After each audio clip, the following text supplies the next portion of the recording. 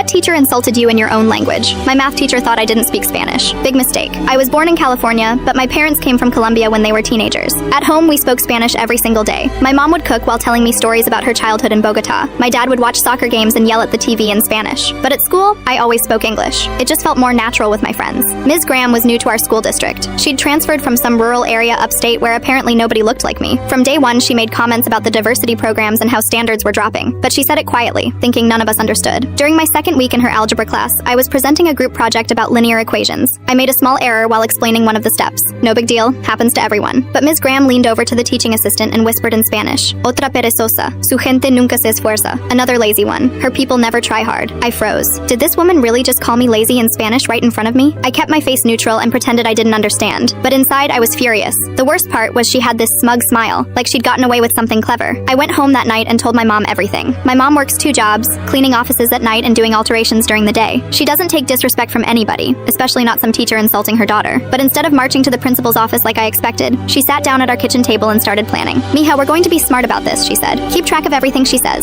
Write it down with dates and times. And whatever you do, don't let her know you speak Spanish." For the next 2 weeks, I played completely dumb in math class. Ms. Graham kept making comments in Spanish, thinking she was safe. She called me and other Hispanic students lazy, said our parents probably didn't care about education, even joked to the TA that we'd probably drop out anyway. I documented everything in a notebook, word for word. The parent-teacher conferences were scheduled for a Thursday evening. My mom took off work early, which was a big deal because she needed every hour. We walked into that classroom together, and Ms. Graham immediately got that condescending look teachers get when they think they're dealing with parents who don't speak English. "Ah, we might need to call for a translator," Ms. Graham said to the assistant principal, who was also in the room for these meetings. She said it slowly and loudly, like volume would help us understand better. That's when I cut in, speaking perfect Spanish. "Actually, Ms. Graham, we understand you perfectly, just like I understood you on September 15th when you called me lazy, and September 22nd when you said Hispanic students don't try hard, and October 3rd when you told Mrs. Peterson that kids like me would probably drop out anyway." Ms. Graham's face went completely white. The assistant principal, Mr. Hayes, also spoke Spanish, and his eyes got huge as I continued reciting every single comment she'd made over the past 2 weeks. I had dates,